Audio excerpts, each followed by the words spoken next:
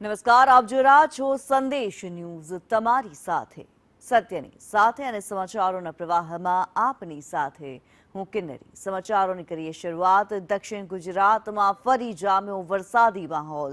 સુરતમાં દિવસભર ગરમી બાદ રાત્રે વરસાદ વરસ્યો। વરાછા, કતારગામ, અમરોલી વિસ્તારમાં વરસાદ। અડાજણ અને પાલમાં પણ વરસાદી માહોલ છવાયો। વરસાદથી વાતાવરણમાં ઠંડક પ્રસરી। વરસાદથી ખેડૂતોમાં ખુશીનો માહોલ છવાયો। આખરે ચોમાસાનો પ્રારંભ થઈ ચૂક્યો છે અને દક્ષિણ ગુજરાતને મેઘરાજા ગમરોળી રહ્યા છે।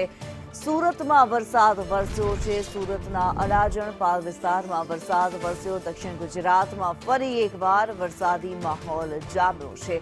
સુરતમાં દિવસભર ગરમીનો અનુભવ થયો અને ત્યારબાદ રાત્રે વરસાદ વરસ્યો। વરાછા, કતારગામ, અમરોલી વિસ્તારમાં વરસાદ વરસ્યો છે।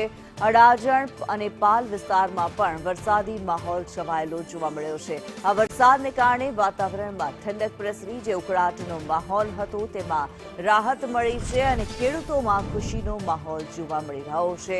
વરસાદી વાતાવરણ છવાયું છે સુરતમાં।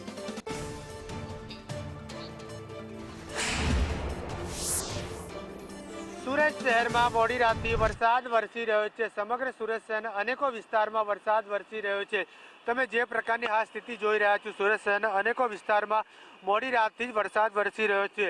સુરત શહેરના ખટોદરા, મજુરા ગેટ, અઠવા લાઇન્સ, પીપલોદ, વેસુ, અલથાણ, પાંડેસરા, મગદલા, ડુમસ, અડાજણ, પાલ, જહાંગીરપુરા, ખજોડ, ભીમરાડ જેવા વિસ્તારોમાં વરસાદ વરસી રહ્યો છે। વરસાદ પડતા જ વાતાવરણમાં ઠંડક પ્રસરી છે અને સુરતીઓને ગરમીથી રાહત મળી છે।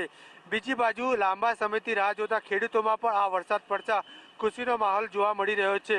હવામાન વિભાગ દ્વારા આગાહી કરી હતી તે પ્રમાણે 29 જૂનથી લઈને 30 જુલાઈ સુધી સુરત સહિત દક્ષિણ ગુજરાતમાં ચોમાસું બેસે તેવી સંભાવનાઓ વ્યક્ત કરવામાં આવી હતી। તે જ પ્રમાણે સમગ્ર સુરત શહેરમાં મોડી રાતથી જ વરસાદ વરસી રહ્યો છે। હાલ તમે જે રીતે સ્થિતિ જોઈ રહ્યા છો, તમે વહેલી સવારથી જે રીતે મોડી રાતથી જે રીતે વરસાદ વરસી રહ્યો, વરસાદ યથાવત જોવા મળી રહ્યો છે। શહેરના કેટલાક વિસ્તારોમાં આ વરસાદ પડવાને કારણે પાણી ભરાવાની સ્થિતિ સર્જાઈ હોય તેવી શક્યતાઓ પણ જોવા મળી રહી છે। ત્યારે હવે વરસાદ પડતા વાતાવરણમાં ઠંડક પસરી છે અને લોકોને ગરમીથી રાહત મળી છે।